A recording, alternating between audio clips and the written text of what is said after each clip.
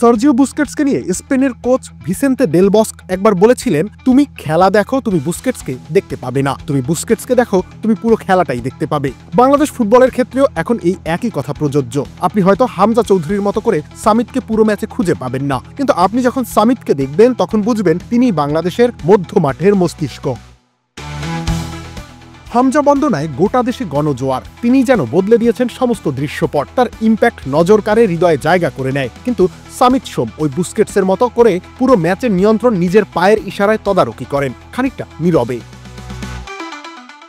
এই তো বছর খানেক আগে বাংলাদেশের মধ্যমাঠ বলতে কিছুই ছিল না। এমন বাক্য ব্যবহারে ভুল কিছু বলাও হয় না। কোনো নিয়ন্ত্রণ নেই, সৃজনশীলতা নেই, ভরসা নেই, বুদ্ধিমত্তা নেই, খালি নেই নেই আর নেই। কিন্তু হামজা যেমন ভরসার দেয়াল হয়ে দাঁড়িয়ে গেছেন, ঠিক তেমনি সামিত বনে গেছেন সেই বুদ্ধিমান সৃজনশীল কারিগর।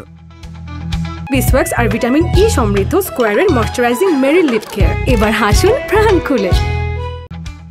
যার নিজের গতির উপরে নির্ধারিত হয় ম্যাচের গতি, যার পড়ে যাওয়াতেই থাকে ম্যাচ জয়ের ট্যাকটিক। হংকংয়ের বিপক্ষে ঘরের মাঠে সেই ম্যাচটি দারুণ পুড়িয়েছে কানাডায় মাইনাস তাপমাত্রায় থাকা সামিতকে। তার ওই লেট হেডারে সমতায় ফিরেও বাংলাদেশ হেরেছিল ম্যাচটি, যার মূল কারণ কার্যকরভাবে বাংলাদেশ দল সময় অপচয় করতে পারেনি। ফুটবল ময়দানে ফলাফল পক্ষে থাকলে কি করে প্রতিপক্ষের আক্রমণের ধারায় ব্যাঘাত ঘটানো যায়, সেটাও তো ফুটবলীয় কৌশলের অংশ।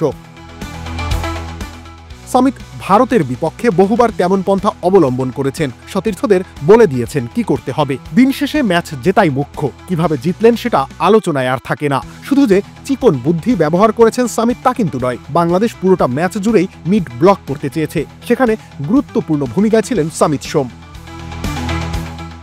রক্ষণের এক্সট্রা লেয়ার প্রোটেকশন দিয়ে গেছেন হামজা, ডার্টি ওয়ার্ক করেছেন সোহেল রানা। আর যতক্ষণ অবধি মধ্যমাঠের বলের নিয়ন্ত্রণ নিজের পায়ে রাখা যায়, প্রতিপক্ষের ধৈর্যকে চ্যালেঞ্জ জানানো যায়, তার সবটাই করেছেন সামিত সোম। আগের ম্যাচগুলোতে তো তার সৃজনশীলতাও দেখিয়েছেন।